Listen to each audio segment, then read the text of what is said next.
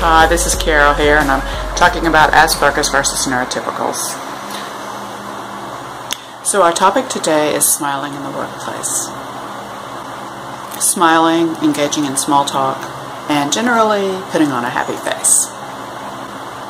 Now, I really respect the Dalai Lama because he balances logic and the heart, and he's very open to all the points of view. He said once that he tries most of all to generate cheerfulness. It's one of his #1 goals. And he believes that we should all strive to be cheerful, to develop a happy face. And while it can be a challenge sometimes, it's actually our privilege to have the freedom and the right to see the silver lining behind all situations, whether they be good or bad. So while a neurotypical may not even know who the Dalai Lama is, they may typically want to put on a happy face in the workplace. It's generally an unwritten rule. So when the neurotypical walks down the hall and they see another neurotypical or another person, they will generally smile and acknowledge that person, each person they see. And if they don't, it typically means they're mad at that person. Whereas for an Asperger, walking down the hall, you may be thinking about a very important problem you're trying to solve, say to save the company from collapse. And this Asperger is so committed to solving this problem that he feels that it's much more important to continue solving that problem rather than shift their attention away from the problem to look at someone, make eye contact, and really think about, okay, I'm multitasking here, I have to smile and think about something positive to say to this neurotypical, like hello, and acknowledge them. It's a great effort for the Asperger to shift his thoughts from this deep level, multidimensional thought process of solving a problem to saying hello to some person in the hallway. The Asperger may think that it's also dishonest to do this because it's a fake smile. So it's hard for them to do it because it seems dishonest, plus it's hard to shift their attention. Now, a neurotypical doesn't want to burden another person with a sad face because they don't want people to think they're angry. So they may give an artificial smile as a kind way to say, hello, namaste, I see you, you're a valuable person. And everything's okay, at least on the surface, I'm not going to burden you with my problems. So an Asperger sees this as dishonest. And Aspergers don't really smile that much anyway unless they really work on it and develop the habit. This is what I found. Aspergers, on the other hand, do have a skill and talent and gift in trying to save the world, trying to right the wrongs, much bigger levels of concern. Problems that were caused by negligence and stupidity. And I'm sure most of you would agree that we're thankful for the Aspergers because they're here to solve these problems. That's what they love to do. That's when they're most happy, when they're solving big problems. So we need to honor them for their talents and gifts. They're so serious with their gifts of wanting to solve world problems. So if you pass an Aspie and they don't smile at you, you may think they're rude, but it's not necessary for you to feel this way. You needn't feel that you should stop saying hi to the Aspie. The Aspie is happiest in the problem-solving task. They may not follow your social rules of friendliness, but it's just not in their realm of possibility because your social rules don't exist as a realm of possibility for the Aspie. It's not in their brain structure. So it's nice when the neurotypical can be thankful for that diversity. And it's refreshing when my son, who's an Aspie, always tells me the truth. I can always count on him to tell me the truth. So I know that about him. So to the untrained neurotypical may decide not to say hi to the Aspie anymore since he doesn't always respond with a hi. On the other hand, the untrained Asperger may decide that the neurotypicals aren't worth his time because they'd rather work on their problems and they're kind of just tired of always getting treated badly. The Aspie wants to solve problems that the crazy people have caused. So they'll spend their entire life trying to right the wrongs of the crazies that were solving the problems that were caused by negligence and stupidity. And I'm sure you would agree this is true, and we need to be thankful for the Asperger because they're here to solve these problems. So if we look at an Asperger walking down the hall, we might even smile at them, and they ignore us, or they don't even see us. They probably don't see us. So the neurotypical will think, oh, gee, that was rude. I don't think I'm going to say hi to him anymore. And it's unfortunate.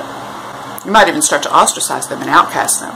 Because if a neurotypical did that, you would outcast them, right? But it's not necessary to feel that way. The Asperger, on the other hand, believes that,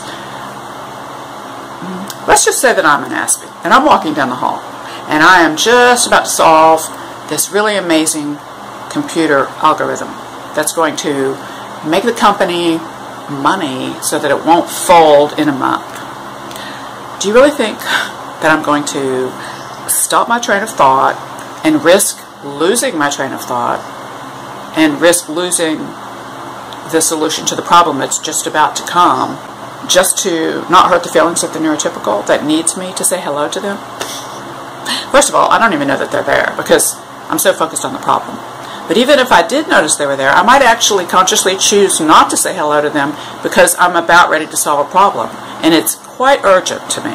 I'm actually honoring the person by not responding to them because I'm focusing on the problem that will help that person and help that person keep his job in the company. I'm helping that company not to fold. So if neurotypicals can allow for this diversity, just like the Dalai Lama allows for diversity in his perceptions, I think people can get along better and utilize each other's strengths.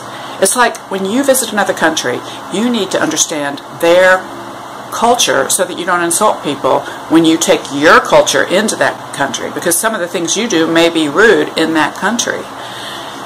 So you need to accept their rules when you're in their territory, and they're the majority. So in the same sense that okay, so a lot of times when people are talking about Asperger's, they say, well, it's almost like they're from another country, right? Because they're different. They have a different social structure in their mind.